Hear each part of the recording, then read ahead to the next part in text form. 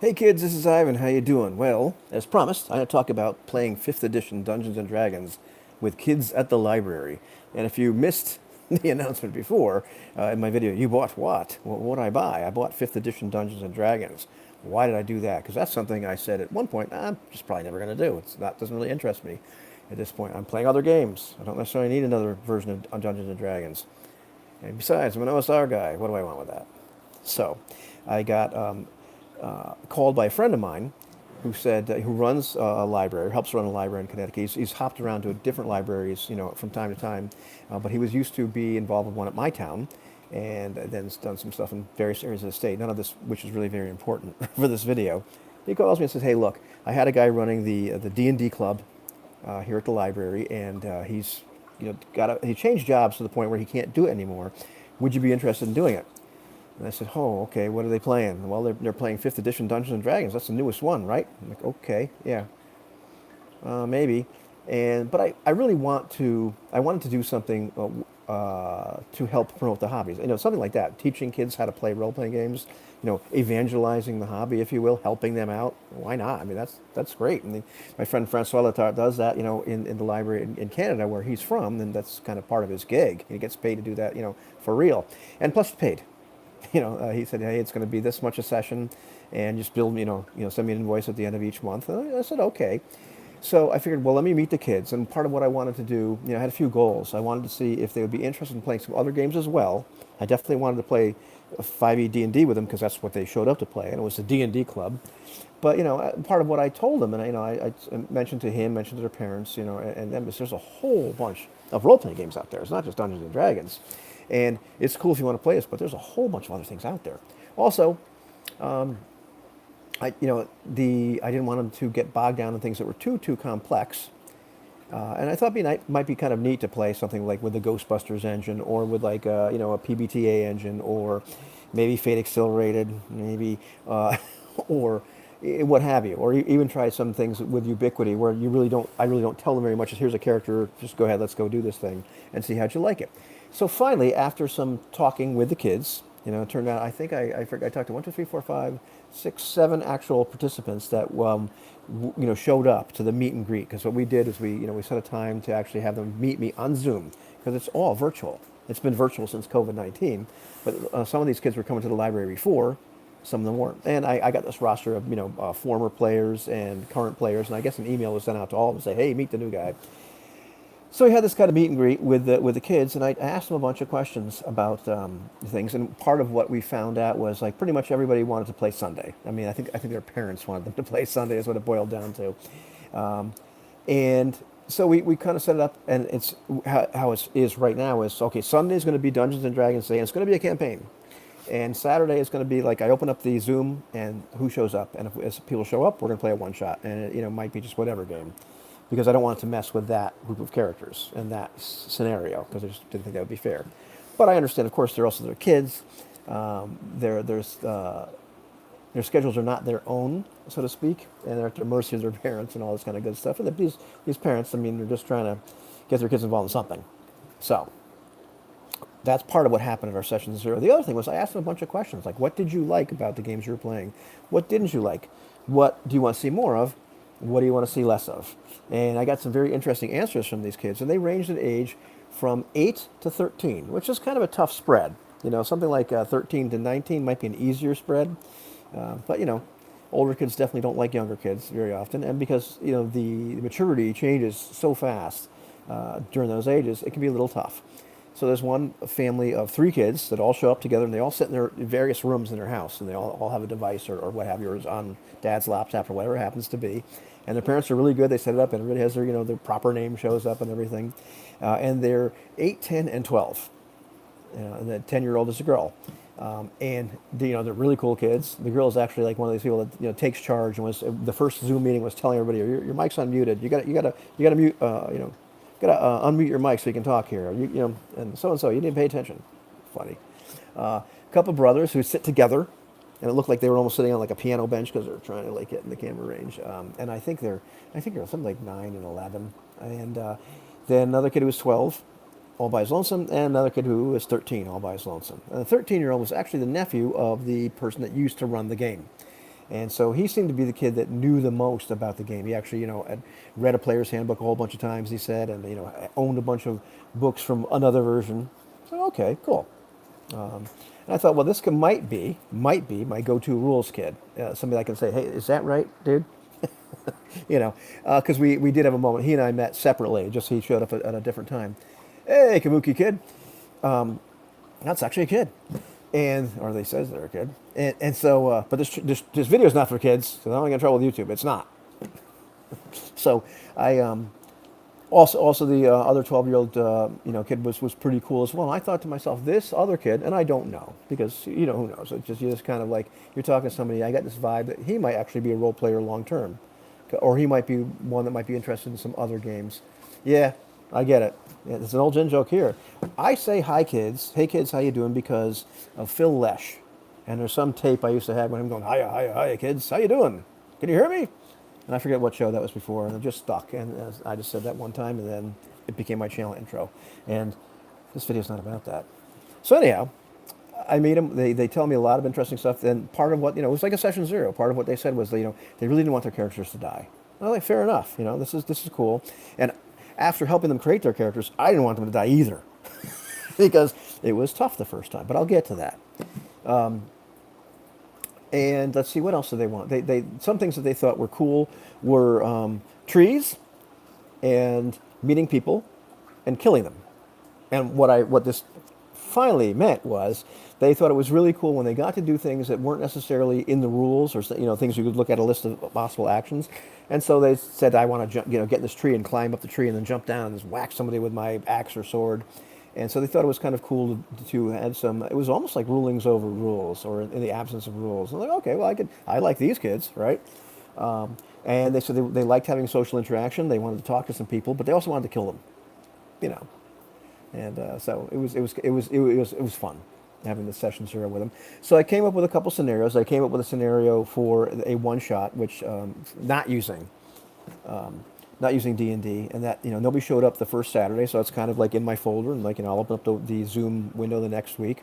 And by the way, now I have a Zoom account, the Pro one, where you pay $15 a month. I paid for the whole year, but I can justify it, not just because I'm playing with my friends, and doing it anyway, but I'm getting paid. Like, it's actually going to be, I'm not getting paid a lot, but it's going to be enough to pay for that, and also paid for these books, which were not cheap. I think I paid like $92 or something like that for the set, and got mad afterwards because I could have gotten the set in a slipcover with like kind of a cheap GM screen. Not that I really need the screen. And so some other books that I may or may not get, some of the Splat books, but I'm getting ahead of myself because I want to talk about the game itself in a different series, and my impressions of the game. I want to talk more about the kids at the library here mostly. So we had our session zero, and finally they started saying, well, yeah, it's I don't think it's real fancy. It was on Amazon. I saw it comes in a slipcover, but I think it's from the official Wizards store thing or whatever. And it's for the same darn price as all three books were. But oh well. I don't have the slipcover. Boo-hoo. These books will probably have as much stains and chocolate stains and everything else in them as my old ones did. Maybe not. I think I got something in this book the other day. I was like, see, it started already. I was eating something. I got a little bit of sauce on it. Like, wipe it off, and I'm like, yep, it's going to look like my other player's handbook. We'll see if these stand the test of time physically, as my old I think a Random House or whatever made the original first edition books. So, and what else did they say? They didn't want players versus player stuff. They didn't like that. They didn't want. Wow, that's what they said they hated. They hated waiting. I said, what do you mean I hated waiting? They didn't want long combats because they hated waiting their turn in a combat. And we had a little push back and forth. Yeah, the one of your books are stupid durable. I still got mine. It's like crazy. The pushback we had, the only argument I had with the kids, where I stuck to my guns and said, you know what, I'm not going to give you what you want, is they had been using Roll20. And I said, no, we're not going to use Roll20. And there's some reasons for why we're not going to use Roll20. One, I didn't say this to the kids. I hate it. I just don't want to do that. But also, it's like I want to be able to see you. We're going to play with the Zoom. We're going to look each other in the eye, and it's going to be like playing at the table. And we're going to use theater of the mind. And if most of them have dice. I think maybe one set of kids didn't have dice. And I was like, listen, you can get. And I emailed their parents too, and gave them the idea of you can go to Walmart and get those really cheap campaign dice that I talked about on my channel not so long ago. Whatever it is, so you get some set of dice. But pretty much, you get a dice roller app on your phone or on a device. There's ways to get free dice, and we'll do it on the honor system. But I wanted this to be like we're going to actually play a game, like an actual role-playing game together, and we're not going to look at the grid. And if you need to look at the grid, well, then we'll do that. I'm not saying, man, I put all my props away. Oh well, I'll show you another time. But I was really happy because playing Astonishing Swordsmen and Sorcerers of Hyperborea a couple nights before, I found that I can actually screen share on my iPad because there's some functionality in Zoom that you don't get on an iPad. But here you can actually share the pictures. You can share photos. And so I took some photos. Maybe I'll get a photo. So you'll forgive me. I'm not going to be on screen for a minute. It's going to be horrible. Hold on, kids.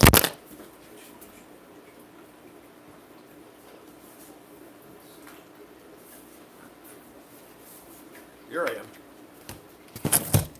Hi, kids. Did you miss me? All right, here we are. So what I was able to do, as we're playing, is I'm able to actually show them what's going on, and because I think part of what they were used to was seeing a map, seeing what was actually on the in front of them, and wanting to make some tactical decisions based upon, where things were in a map. And I get this thing, and I'm not finding my pictures here. But I had some maps that I was able to draw on some pieces of paper here that are really amateurish. But I was able to take pictures of them, and I was able to then put them up for the kids to look at and say, okay, well, this is what this looks like, and here's what this monster looks like, and here's where everything is, and now what do you want to do? And I'm really ticked off here, man, because it looks like there's all this paperwork from that game in here, and I left you guys hanging, and I don't see these silly little pictures I drew. That's so sad. But anyhow, you get the idea. I was able to do that. I was able to show them what things looked like simply by sharing a photograph of something that I'd done, and they were able to look at it and say, oh, okay, well, that's what it looks like. And this is not one of the maps, but pretty much they were about this amateurish.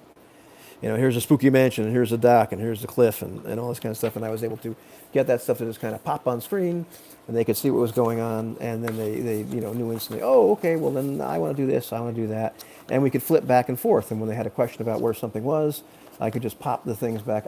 Here they are. Oh, okay, this is phenomenal. This is like incredible artwork right here. This is the actual map we looked at a lot, where a couple of creatures were attacking some peasants. There were a couple of wagons that were, one on its side, one not on its side, and they were coming around the bend, and here you are, and oh my goodness, there's people running away from these monsters. What do you want to do? And a little bit of terrain. It was great. That's all you needed. Do some theater of the mind. I think I drew a picture of what these monsters looked like, and it was horrible, and they had the desired effect where the kids went, "Wah!" for a second, and I didn't want to make it too horrific because we're not playing Lamentations of the Flame Princess, and these are kids, and I don't want their parents to call me and say, what the heck are you doing? You scared the heck out of little Johnny. Anyhow, so I'm not going to show you the horrible monster because it'll probably give you nightmares. So anyhow, we do all that. I get an idea of what they like, what they don't like, and so I start reading the books. It becomes very okay. How old are the kids? From 8 to 13. So the other thing that happens, and because I got a lot of advice from Eloy and Jose, but mostly from Eloy, because he's done some stuff with 5th edition D&D. He's read a bunch of the stuff. He's a big proponent of using, starting with the Essentials set, which I'll talk about another time. All that sort of stuff. So they've been my go-to guys. And in fact, we're playing tomorrow night.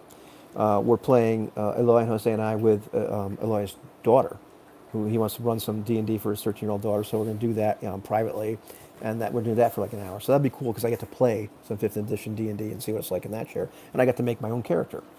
So let's talk about making characters. So I was really hoping, based on Eloy's advice, that we're going to keep it to the 4 core classes and have these kids play, a wizard and a fighter, a rogue, or all these kind of things. Not so much. I was like, what kind of characters would you guys be interested in playing? So I want to be a rogue. And I want to be a dragonborn ranger. I'm like, oh my god. And an elf ranger and a dwarven cleric. I haven't played a dwarven cleric before.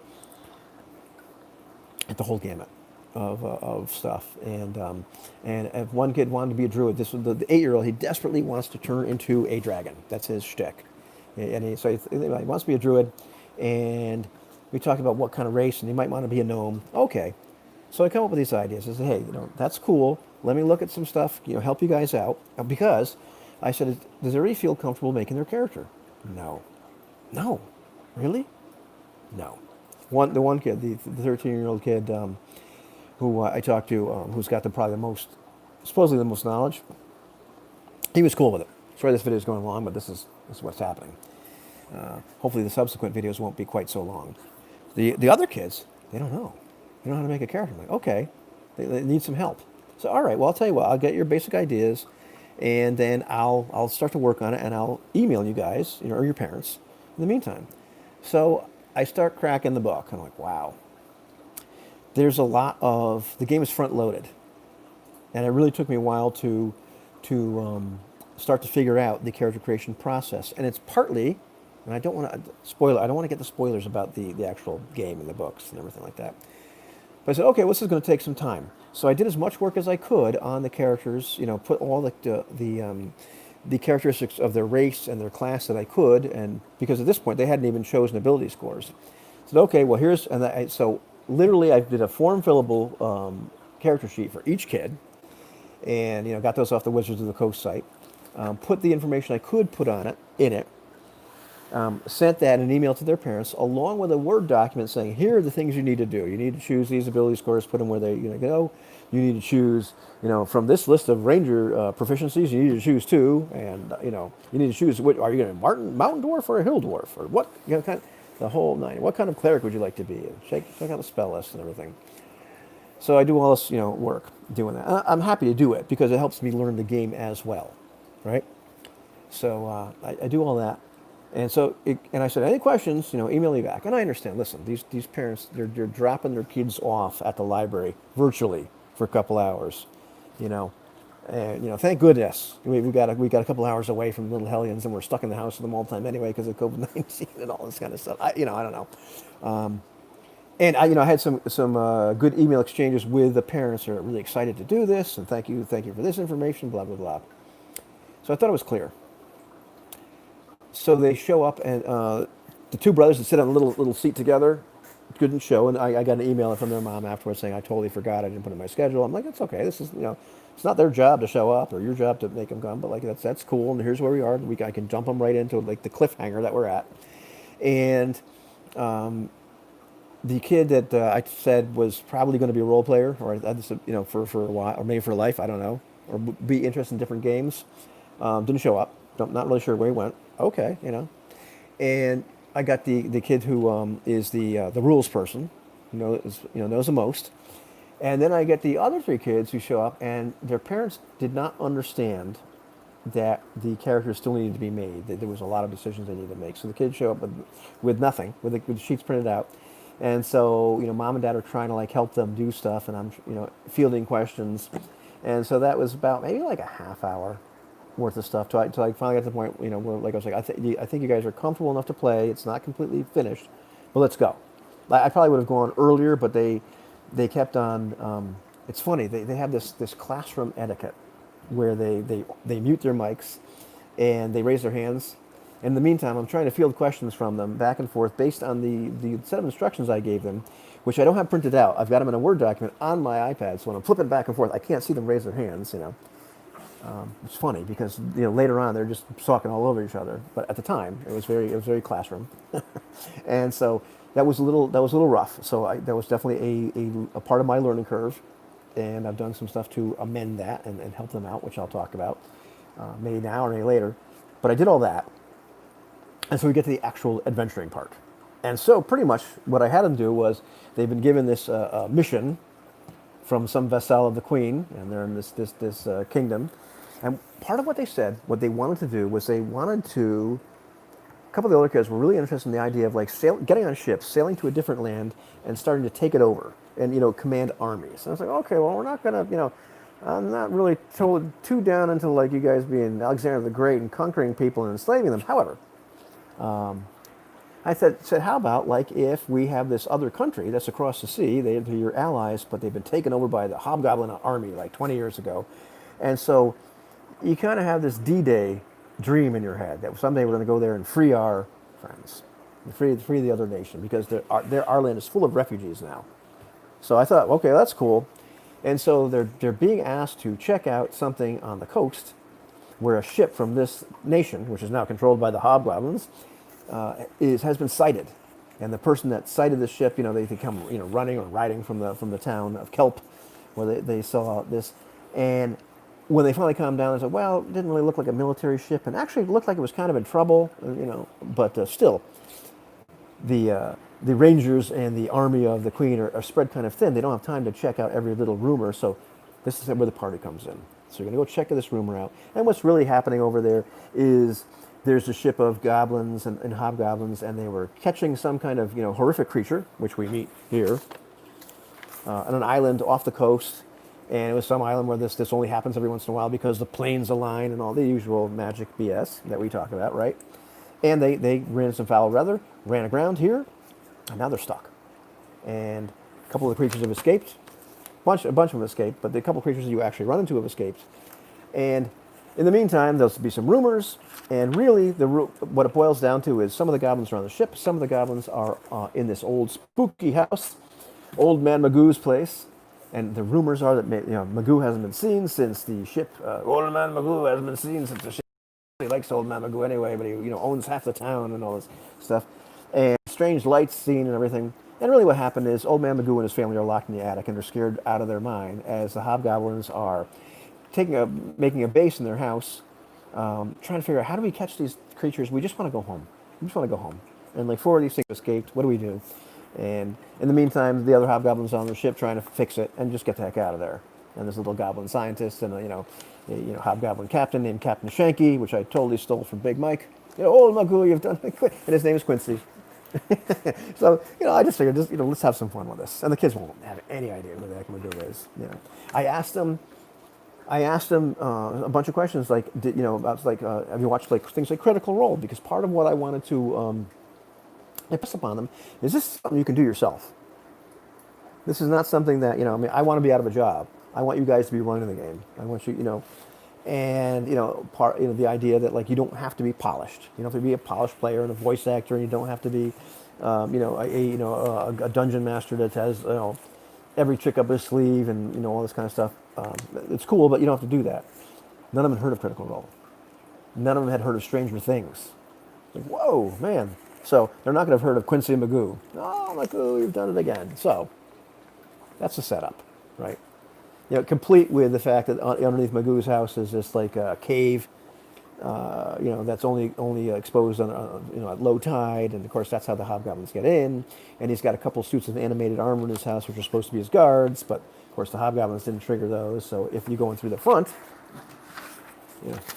guess whose house this is? That's Magoo's house, right? The old mansion, the dock, underneath there. Goblins got through there. The ship, which I didn't make a map of, which I should have because they got on the ship. I'm using the Seawolf from the old Salt Marsh U1 module, from AD&D, because it's a great ship map. I've used that a million times. And anyhow, so that's our setup. And so I start them pretty much in media res right here. You come around the corner and you see this, you hear the screams. What do? So of course they attack, and it was interesting. They had Magoo's assistants. I don't remember. That's a good question. I have to think about that. Was it? Oh, Bowser was a dog. I think he had an Asian assistant, maybe. Charlie, whatever. Anyhow, nothing politically correct now. But anyhow, they show up here and it's time for combat. And they do pretty good. They decided they're going to charge them, and I gave them horses and everything, but the horses are freaking out because they're not war horses, and they're they're coming to see these creatures which are 9 feet tall and have six limbs, and all of them end in hands, but they're some are nominally legs, and they're accosting these people, and they've got a wagon that's tipped over, and there's a horse that's freaking out because one of these creatures wants to eat it. And the creatures, have these 8 foot long. They're 8 feet tall, and they have these 8 foot long tongues that have barbs on them. And they're creatures I just made up because I looked in the monster manual and nothing was really inspiring me. And I wanted to use some things that these kids had never seen because I wanted to avoid that's a blank. I wanted to put some of the mystery and the cool factor in there or the oh wow, and have it not be about like, let's face a set of statistics or, or a stat block. It's like, oh man, here's some monsters. And so, drawing the picture of the monster definitely had the desired effect. I'm kind of looking for the picture of the monster as I'm talking about this. And so they did some cool stuff. But part of what I started to find out was that they did not know how to play the game. They weren't aware of what the rules were. The kid playing the rogue was the drow rogue who knows the most rules. But interestingly, he kept on turning his camera off. He kept on saying he might have been having some problems with his audio, which he might have been. But he would just go missing. And, I talked to the guy from the library. And of course, it's not his job to play the game, so it's like whatever he does, he does. I'm there to serve him, not the other way around. This is not a typical game setup or social contract, if you will. It's just like, this is my job doing this for these kids. They don't have to do anything. Oh man, I can't believe my cool monster picture is missing. Anyhow, it was horrific. Giant, tongue, flailing about. Anyhow, it's like, wow, they don't know how to play. They don't know. They don't know what to roll. They didn't know which die to roll. Like they're picking up their dice and saying, well, is it this one? Is it that one? Is it this one? Yep, that's a 20-sided die. It's got numbers over 12 on it. Okay, cool. Roll it. They weren't sure what to add. We had to really go through sheets quite a bit. They completely were unaware of the druid and the cleric were unaware of any sort of powers they have, which I have to amend. I'm doing a lot of work now to send them stuff and, actually extra, make them spell lists or what your spell book actually looks like and, cut and paste the stuff out of the digital copy into a Word document, all that kind of stuff. They're really, really green. Well, why are they really, really green? I think, and I don't know, but it might have been because they were using Roll20. I get the idea, and I'm going to have to kind of gently ask some questions that they might have, everything might have been done for them. Like their character sheet might have been done for them. It might have been plugged into part of the Roll20 engine, something that rides on top of that. They were using the Roll20 dice rollers, and I think they were pretty much rolling a button. And if you want to do something, you want to do a perception thing, roll a button, push this button. If you want to attack the monster, push this button, and it's figuring out everything for you. Your attack roll, your damage. And so they're completely removed from the rules, and they're completely removed from everything to do with the game, which is unfortunate, and which I'm going to work on, and because it's not that hard. At the end of the day, I think you know what, I haven't used Roll20 enough, Kabuki, but I think so. I'm responding to the comments from Kabuki Hid as they're popping in. I think depending on what you do, I'm sure many people watching this video will know much better than I do that you can pretty much set that and some of the other virtual tabletop stuff to do all the work, and because they really didn't know, they had no idea. I was like, wow, we've got some work to do here, kids. But we went through it, and but it was fast anyway. It was so fast that despite all those things, that my Joe Rogue, who was last in initiative, he'd go missing, and we'd have to see. And we were starting to the monsters go, and we're starting to go back to the top of the order. And he goes, "Oh, I didn't think you guys would be done yet." Guess what? Welcome to Ivan running the game, buddy. Because there's really no reason for the combat in 5th edition to be slow. There really isn't. But I'll talk about that another time. I want to talk about the library kids. Talk about 5th edition another time. So that part went cool, and there was some really cool moments where we got to use some of the mechanics and do some little rulings because we got to do some tree stuff where the young girl, she wanted her elf ranger to jump up on the wagon. She had just shot a bow at one of these horrible monsters. Which were CR2. I tried to make them CR2. That it took a while reading the book and figuring everything out and what have you. And talking to Aloy and getting some advice based on I forget who the person was doing some kind of D&D where he talks about maybe making the hit points of the monsters equal to 10 times their CR so the combats don't last so long, and that's another different topic, blah, blah, blah. So that's what I did, because I didn't want to squish them. I wanted them to get past first level, because they want their characters to die, and I know there's death saves and all these kind of stuff, but anyhow, didn't want to be too brutal on them, because that's not what they're there for. That's not what they showed up for. And so what she wants to do is drop her bow, jump up on top of this wagon, get her greatsword off her back at the same time, and then jump and smash one of these things, cut its head off. She did. I said, okay, well, great, you have to do an athletics roll. And so she wasn't sure, so I let her know. And it worked. She did an athletics roll. It was fantastic. She laps, and I said, okay, now make your attack roll. Laps the head up this monster. So it was really cool. So, it was neat to do something really cinematic. And the one thing I should have done, but I was so busy teaching them everything else, I should have given her some inspiration for that, because that was awesome that she actually was able to do that. Later on, she was able to roll a one, and it was something completely different. So they kill the monsters. They talk to the people where that were there. They don't ask them too many questions, but they find out that yes, in fact, they've come from that village, and that there is in fact a ship off that village. And these people are just traveling peasants, or traveling tinkers, salespeople. What's the word I'm looking for? The people go from what the hell are they? Man, the people sell stuff. Those guys. Merchants? Yeah, there's a different word for merchants. So there's a different word for the merchants that when they go from town to town, and they're more like peddlers. There you go. Thank you. Woohoo! You win, man. You get a point of inspiration. Use it wisely. They're merchants. So they're peddlers. So they give this basic idea. So they get to the town, and they're really into let's go find the ship and take it over. Yeah, it might have been question GM. And so they get to the town. It's late. They can kind of see the ship way, way, way off the harbor. They go to Featherbottom's Inn, and they ask a bunch of questions. I already had some NPCs prepared with the rumors, and they want to go out right now. They don't want a room. They don't want anything. They want to go right now. And it was funny because finally one of the guys reluctantly agreed to take them out there. But Charlie and Joe, a couple nights ago went out there and they never came back. So nobody's going out there. And they're talking a little bit about Magoo's place. I'm dropping the rumors, but I'm like, I don't care how they approach things. And he said, okay, it'll be, I forget what the heck it was. I just pulled some figure out of the air. It was a bit of 10 gold. Oh, man. These kids did not want to pay. They asked me before, how much money do we have? I'm like, oh, each one has 50 gold pieces. Who cares, And the same thing with the equipment, whatever you want. That was really weird. They were asking me, can I have this? Is it okay if I have a great sword? Can I have a cat? Yeah, you can have a cat. Oh, the last guy, I couldn't have a cat before. Cat can't really do anything for you, but you can have a cat. Let's do all kinds of stuff with a cat, And one kid, she just really wanted a dragon egg. Okay, you have a dragon egg. You have no idea when it's going to hatch. It's about the size of an ostrich egg. It's this color. Why not? Why not give them? They're kids, and it'll make it fun later on. So it was kind of funny the things that they must have had some different experiences in the past. I don't know. Anyhow,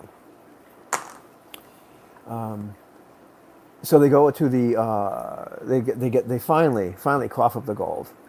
Get these guys to row them out there. They instantly want to go up the side of the ship.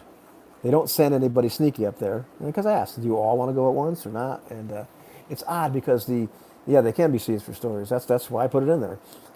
It's odd that the kid playing the rogue, who he may have just disappeared. I don't know why he was so in the background. And the guy from the library said, well, he may not really want to play with the younger kids. I get it. I'm not going to be mad at him. It's odd because I figured that would be the point where the Joe rogue was like, yeah, I'm going to go check it out first. Nope, nothing. And so they go up the side of the boat. I said, there's one, here's my boat map, because I had to hastily make their boat map. If you can figure this out, you're smart. That's the main mast. That's the steering wheel. That's the deck above the steering wheel. The captain's cabin is underneath there, so that's a door to the captain's cabin. This is the actual one of the boats. This is the X's where they climb on the boat, and this is the other deck that's up on the top, which I forget the name of. And these are the stairs going down. I do this in a heartbeat. And as my friend Louis said, your boat is missing an ear. It's true. I got a bunch of page numbers for where stuff is in the player's handbook. Yeah, it's great. But I had to use something, so I'm holding this up for the kids every once in a while. That taught me a lesson. Have all the maps ready that you might want to use if you want to do some. Theater of the mind stuff with these kids and show these little maps every once in a while and share a photograph of something. You better have all of them done, because you better not have a boat that looks like this, because it got tougher for them to picture where things were. Yeah, it's my fault. So, okay. Point taken. Drop all your maps, Ivan, before all that happens, right? And so what happens? They get on the boat. I make them do stealth checks. The ranger, of course, is wearing armor that gives her disadvantage. She rolls a 1 on one of those dice. And so, she does a clink. She's kind of alerted the people that something's there. Well, it doesn't matter she's alerted them because the player playing the dwarf, the 12-year-old boy, dwarf cleric says, we are taking this boat over. Kids have some learning to do. But then again, I have to remember, the different mentality. Nobody says anything. I think actually the goblin, burst out of the captain's cabin saying, "Well, who are you? And what's this all about?" And they were about to. Some of them were about to go down the stairs. In the meantime, they tackle the captain. First, they say first they wanted to kill him. Are you sure you want to kill him? I forget what, because one of them wanted to question him, one of them wanted to kill him. I said, well, there are some rules. You can simply just do the grappling rules. So the grappling rules in the game. I like the grappling rules. That works really, really well. But then all of a sudden, all the hobgoblins start coming up out of the stairs, and so they do the only thing they can do. They grab him, they pull him into the captain's cabin, and they close the door and hold the door shut. And the hobgoblins are banging on the door right now. And that was where our session ended. So we have a cliffhanger, which they were really cool. Can we play a little more? Nope. Because it was time. But that was a great natural cliffhanger to end it on, and so I'll be interested to find out what happens next. And of course, I get the call or the email from the other kid's mom saying, "Oh, gee, we're sorry." And that's cool because they can show up, as everybody else is trapped and on the second wave of a boat. And you also had somebody, had somebody roll you up here. But here's what you see. Now, what do you do? And so it'll be fun to see, what happens the next time. In the meantime, I've done some more work on their characters. And what I've decided to do was I made a private unlisted playlist here, which I'm not going to give the link to because it's private and unlisted. And it's kind of geared towards them. I don't divulge anonymity, so I might use a kid's name, but like a first name or whatever. But pretty much talk to them and say, hey, I really didn't realize, because it's for the parents and for them. They're little 10-minute videos. They're not like these monstrous videos like this one is. And the rest of the series, I hope I'm going to make less monstrous and just talk about like what happened last session, what happened, and what other things did the kids do, or what did I find out about playing with kids and trying to teach them role-playing games, and have them teach me some stuff too. So I started literally I made a video like, what's the most important rule, about Dungeons and Dragons, talking about the D20, talking about like how everything in 5th edition Dungeons and Dragons is the D20, and everything is about like, do you have proficiency or not proficiency? There's going to be a number everywhere on your sheet. You just add that number to. And so something like, explain them. And also I use the examples from the game, where she rolls with disadvantage. So I get to teach a disadvantage, where you do an ability check, like her jumping up on there and doing an athletics check. So real life examples with that. And then another one where I start to talk about creating your character and, how to do it. Part of which, and I'm going to, little spoiler for my 5th edition D&D things, but, part of what I realized, and to help you wrap your head around making this character is, well, for anybody, but as a kid too, is what are you doing? You're picking your ability scores, you're picking your class, you're picking your race, and you're picking your background, and you have to do them all at once. Because, the race is going to give you some doohickeys. Every once in a while, the race is going to do something for proficiency, like if you're an elf. The ability scores are all about the modifiers. And figuring out, where do I put these? Your class is going to essentially, give you a whole bunch of stuff, all the stuff the class gives you, all the stuff the race gives you. But part of what it's going to do is it's going to give you some proficiencies. You get to choose from a list of those proficiencies. And in your background, what's your background? Your background is a couple of extra proficiencies. It may be proficiency with a couple toolkits as well, but it's a couple extra skill proficiencies. Which ones do you want? And even I even went so far as telling them, like, listen, the book tells you, like, if you want to, choose two you want and make up a background, make it actually work. There's other stuff that come with a background, so it really, that's what you're choosing.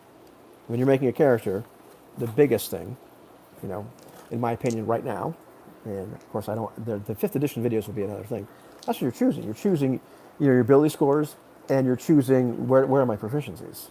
And then everything else kind of gets put on top of that in terms of your class and your race and all the other things that provides you. But you kind of have to do that all at once. It's odd that the backgrounds is so far, removed from the rest of that, because it's really important, because what other two proficiencies am I going to have? Anyhow, I won't talk about that. Well, let's see, anything else that happened that, not so much, but I had to start to like regroup and say, okay, I'm really going to need to teach them about how to play the game, which isn't that hard, and I'm going to have to teach him about, their characters still have some things to be tweaked, and I do that. I'm letting him know that, listen, if something's not working, if you find that you've chosen the wrong thing, that's okay. We can fix that. There's time to back up. I'm not heartless, but I'd like these characters to last because it seems like I'd like to guys to actually get a chance to play them. I'd like to see this gnome druid actually start to wild shape into a pseudo dragon at first, and I told him, listen, you got to be a moon guy because then they're better, and so I like to see all that kind of stuff happen. So it's been fun, and it'll be fun. I'm looking forward to seeing like what they do, but also like look, changing how I approach parts of the game, and how I change, what I need to do to give them a better experience in terms of decision points, in terms of like keeping things moving, all that kind of stuff that you don't necessarily do with adults or have to do with adults. So I'm enjoying that kind of challenge, and ultimately I want to show them a good time, and show them how fun role-playing games can be, and make them, hopefully have a lifetime love of the hobby because it's a cool hobby, right? Oh yes, that was the last thing. I kept on forgetting something. I want to talk about this for a second, and then I'll let you nice people go. Yeah, absolutely. It makes me happy to hear kids trying out any game. But if it's D&D, great. I still like D&D, kids. Don't get me wrong. It was really funny because, as much as I said the kids didn't know about the game, they didn't know a lot about the rules. I think every single house had a player's handbook in it. The two kids that sat together on the bench, they might know more about the rules because, oddly enough, the youngest brother was like kind of like this encyclopedic thing where he said, "Well, in order to wild shape, one year, it's only going to have a quarter challenge rating. You have to have seen the animal," and it was great, So I have to see how much he knows. But despite the fact that they didn't necessarily know about, like how the game worked and how to actually make a character and what the characters can actually do, they all knew about Dragonborn. They all knew about Tieflings. They all knew about Druids and Sorcerers and Warlocks and everything else. They knew the words. And that's interesting to me. Well, how do they find that stuff out? Because they're not watching Critical Role. They're not, for the most part, reading the book. Maybe just glancing through it. Where did they get all this information? They knew what the things were, kind of. They knew that they sounded cool, right? But where did I read D&D fiction? I don't know, because they're young. They're young. So I don't know. And that's something that I'm going to have to ask them some more. And because that to me is like a mystery to be solved. How do they know all this stuff, but then not really know very much? And oh, yeah. Maybe the D&D wiki. Maybe. I don't know. Here's the oddest thing. I'm going to let you go. I'm sitting there with the 13-year-old kid because when we had our session 0, everything was supposed to happen 2 Saturdays ago, but apparently there was some misunderstanding. They thought I was going to do that both days as well. So I was okay. I can open up again. See who shows up. He was the only one that showed up, and we're talking. And he says he wants to play a drow paladin. He changed to drow rogue. And by the time game time showed up, I'm like, really? And playing with the Dark Elves. There was already another kid that said he was going to do that, and I think the two brothers that sat together on the bench, one wants to be a Drow Rogue, and the other one wants to be a Dragonborn Ranger. Okay. So I said, wow, that's really weird. We never played the Dark Elves back, when I was a kid. He's like, really? I said, yeah. As a matter of fact, they weren't even a playable race. Like when I started playing the game, literally the Drow were in like a module. Seriously, against the Drow, against the Giants and Vault of the Drow and Queen of the Dim-Web Pits. And he's looking at me like I got 2 heads. I'm like, yeah, they were serious. They were the bad guys. And they didn't even show up until like anywhere until like I think the Monster Manual 2 might have had them in it. And even then they didn't show up. Yeah, it was D1 and 2. And they didn't even show up then. Like that was the first time they were anywhere but in that module. And once again, they were non-player characters. And I think that's when they gave me the statistics for the hand crossbow. I was like, oh, I want hand crossbows then. When the MM2 came out. But even so, like everyone once in a while somebody would say, oh, I want to play a drow. I'm like, dude, seriously? No, come on. And I know later on they got played, but he had never heard of that. Like he had no idea that at one point that was not a playable race. That they were the bad guys. That they was all, he was mystified. You know, it's as if I was telling them that, you know, I don't know, at one point, you know, France was this, okay, wrong nation. I'm looking for a nation that was, you know, it dominated the entire world. Let's say, like, I don't know, Iceland. You know, it used to be this major power, and it dominated the entire world. And because you look at me like you're crazy, dude, right? It's funny how different the culture, different culture. And it's especially weird to me that like things like Stranger Things, no idea. Critical Role, no idea. That's really weird. You know, I would think for sure they'd get some of their information from that. Anyhow, at the end of the day, my goals are to, you know, have fun with them, to expose them to some other games if they'd like, to kind of broaden their role playing palette, so to speak. So they're not stuck in just playing 5th edition Dungeons and Dragons. You know, despite the fact that it's the most visible game. I don't know. There's other things out there because we talked about different genres, and they were kind of interested in different genres. And also to show them, that maybe too young, too scared. I don't know. Not the 13-year-olds. You know, by 13 we were edgy. I was edgy when I was 13. I want to show them the like take away the barrier to entry. That's why I was asking about like Critical Role. Is it that you can do this too? That, you know, I want to be out of a job. You guys should be running this game. This is something that you should be able to play with your friends and not have to go to the library to do. And so that's part of what I want to really, you know, impress upon them and show them that this is not hard, and this is not something that you need to, you know, have some adult go do. This is something that, you know, sure, it's fun now, but like it's something that, you know, there's nothing stopping you. And also, I talked to them already, but, you know, I'm going to talk to them a little bit more. You know, COVID-19 has made this more prevalent, but, you know, I let them know that like I'm playing with guys in Korea and Puerto Rico, and, you know, and every time zone in America and in England, and what have you. And, you know, that like when I was a kid, we used to have to wait to see if our moms would drive us over to see our other friends. And I lived far away from everybody else, so I played less than some other people. But here, like, even, you know, COVID-19 or no COVID-19, you can find some kids that want to play, you know, that you kind of get along with. You don't even have to know them. And you can hop on Zoom and you go play a game. Or, you know, hop on something free. I mean, I guess Zoom will shut down on you eventually. So I kind of wanted to, the Mercer effect, Kabuki, is Matt Mercer. And him running the game in Critical Role, and it being so polished that it freaks people out. Like, I could never do that. There's no way. They're just so good. That's the Mercer effect. But I want to show them, like, you don't have the Mercer effect isn't the thing. You can do this too. And also because of technology now, you know, it doesn't matter if you don't have kids in your neighborhood that that like D&D or like role playing games.